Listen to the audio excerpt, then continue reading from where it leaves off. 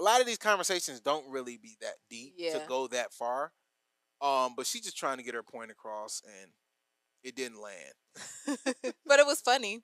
I I mean, she's think a comedian I was though, so gonna I'm gonna say. I give her think that. yeah. I So was gonna say. Um, speaking of just not landing. I was Like gonna I don't know if say. this lawsuit is going to land, but I we don't can know talk about either. it. So there's a class action lawsuit filed against Klarna alleging it extends revolving credit with no income checks, okay, targets financial vulnerability, and then locks them into mandatory auto pay. So it gets paid before rent, before groceries, before anything. That's auto pay. You giving me my money. You know what this is giving? This is giving. Hey, can I borrow $20? You get somebody $20. Couple weeks go by. Hey, you got that $20? Here's that little funky ass 20. You know what I'm saying? Like that's what it's giving, It because it's wasn't like funky when I lent it to you. Klarna literally exists to Yeah. extend revolving credit Yeah.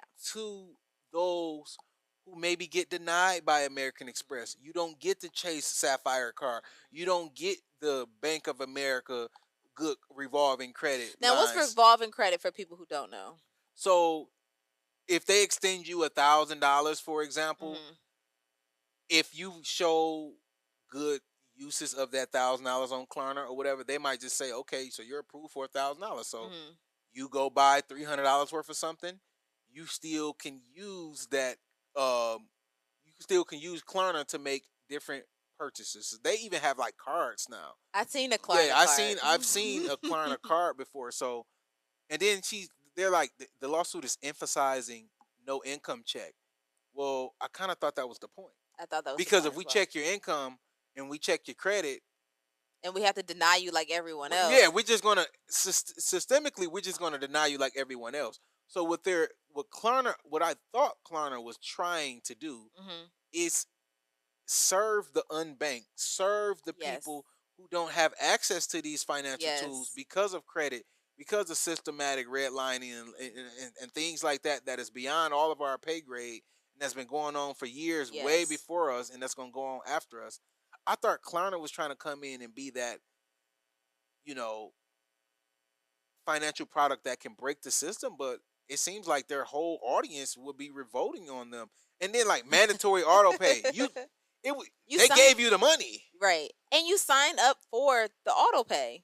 Like it's part of the fine print. It's part. It's kind Yeah, of I like don't. what you said with like I'm a man. I just accept my plot and Yeah, you take just care of my family. yeah. It's part of accepting your plot. Like when you sign up with Klarna, they tell you that this is like an auto pay situation. You're going to pay every 2 weeks for this thing, and you agree to the terms. So I'm not really understanding what the lawsuit is about when I can understand if they misled you about Yes. the terms, Yes. but the terms are there. You could say Well, that the no. terms are their entire business model, though. That's Right. literally why they exist. Right. If there's no point of having Klarna if I have to go through all this extensive background check Hmm. in order to get a $40 hoodie from my friend online. Like it just don't really So matter. basically, they're saying, okay, so it says here the plaintiffs claim the company does not verify income, evaluate financial obligations, or determine whether borrowers can realistically handle additional debt. Instead, the suit argues that this approach is part of Klarna's broader business model, not an oversight. The complaint also highlights how Klarna allegedly mitigates its own risk by requiring users to enroll in automatic payment withdrawals. I feel like it's a perfect business plan. The idea, what I think the plaintiffs are saying is that you're trying to be predatory Yes, because realistically I I can see can't what they're handle this debt. I can see what they're trying to say, but Loan uh, sharky. again, it wouldn't exist if people, if they tried to come sell that to the people on Fifth Avenue in Manhattan. Hmm. You know what I'm saying? Like nobody Who would. has access I to? got Yeah. access to revolving credit from my stocks, from my real Hmm. estate. I get $1 million bonus at work. I don't need Klarna or Right, Afterpay. right, right, The right. person who's struggling to buy groceries, who could use that $1,000 to extend them out to the next paycheck, that's the person who uses Klarna Yeah.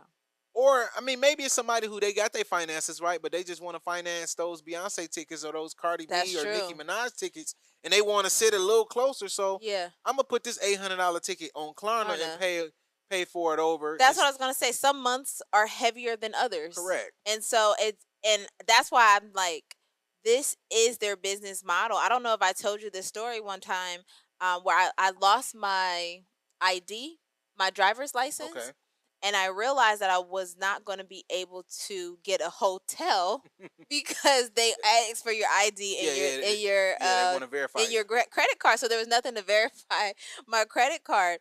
And so the idea that like maybe you don't have access to certain documentation as well, you can Yeah, still get what you need with Klarna because you need a driver's license to get a bank account. yeah. You need all of these different documents to get a bank account, and that's not me talking about migrant workers. That's just me talking about like I know somebody Yes, a who, lot of people that just live in the hood that just yes, I don't was got their gonna say, who paperwork. don't have their paperwork together, don't have a bank account, and I don't know if you ever met people who's like, I finally got my first bank account, and they're almost 30 years old. Yeah.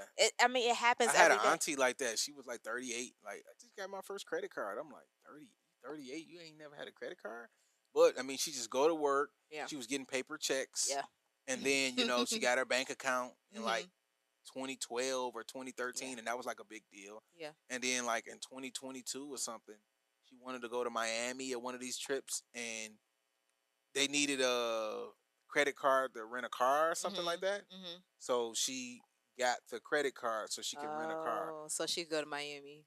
If I know that's what that's it take, right. hey, listen. If that's what it, but I guess my thing is, another thing that was kind of crazy. She say they lock you into the mandatory auto payments, Mhm. so it gets paid before rent or groceries. Yeah, gets paid before all of that. If you borrow money from me and you tell me you're going to pay me on the first, Yeah. am I supposed to say, you know what, you cannot pay me because you got rent and groceries and all of this coming up?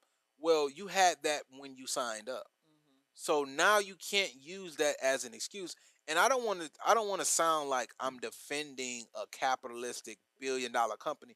I'm just saying it sounds berserk to use a service and Yeah. say y'all and complain about y'all. Let's just like, okay, I buy an iPhone.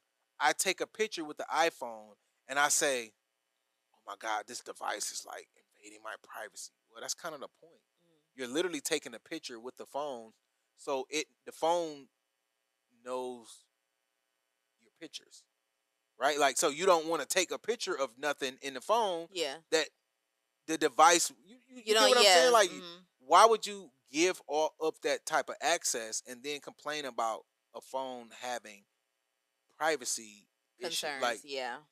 you Mhm. trade privacy for convenience and technology. We all know this.